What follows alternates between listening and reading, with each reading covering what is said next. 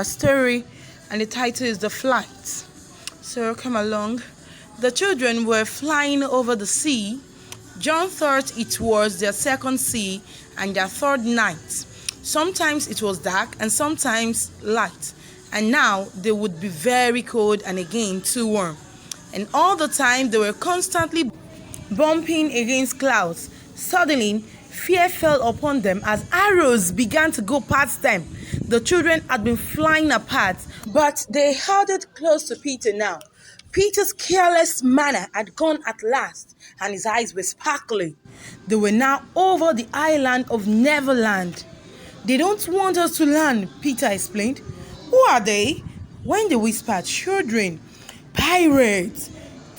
Tink was flying with them, and in her light, they could distinguish each other. Unfortunately, she could not fly so slowly as they, so she had to go round and round them in a circle, in which they moved as in a halo. "Tink tells me," Peter said, "that the pirates sighted us before the darkness came and got Long Tom out." "The big gun?" "Yes, and of course they must see our light, and if they guess we are near it, they are sure to let fly." "Then tell her," Wendy begged, "to put out her light." "She can't put it out. It just goes out by itself when she falls asleep, just like the stars." "If only one of us had a pocket," Peter said, "we could carry her in it." Then he had a great idea. John's heart. Tink agreed to travel in John's heart.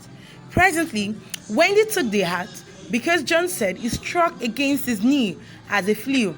In the black topper, the light was completely hidden, and they flew all in silence. Suddenly, the air was rent by a tremendous crash. The pirates had fired Long Tom at them. When at last the heavens were steady again, John and Michael found themselves alone in the darkness. Peter had been carried by the wind of the shot far out to sea, while Wendy was blown upwards with no companion but Tinkerbell.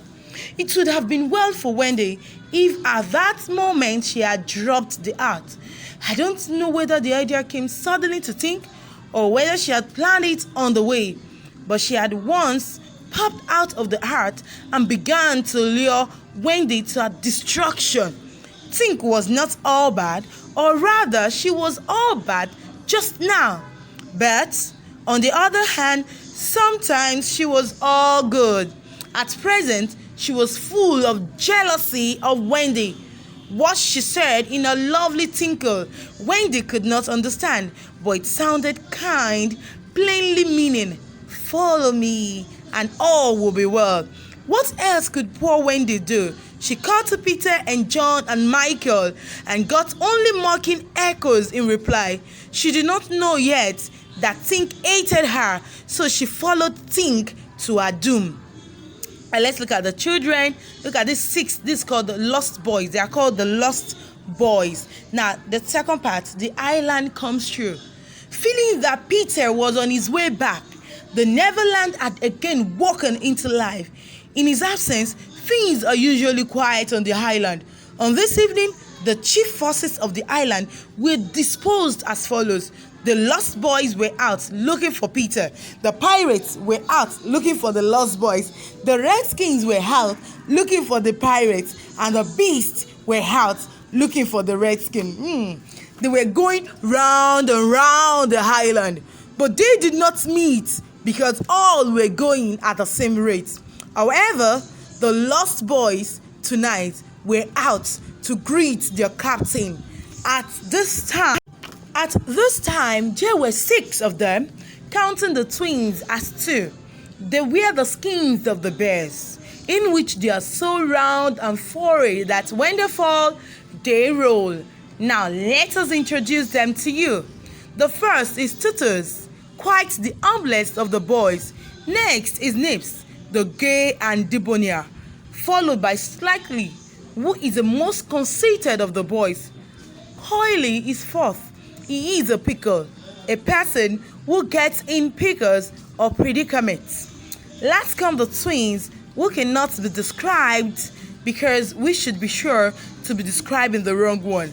Peter never quite knew what the twins were, and his band was not allowed to know anything he did not know. So these two were always vague about themselves and did their best by keeping close together in an apologetic sort of way.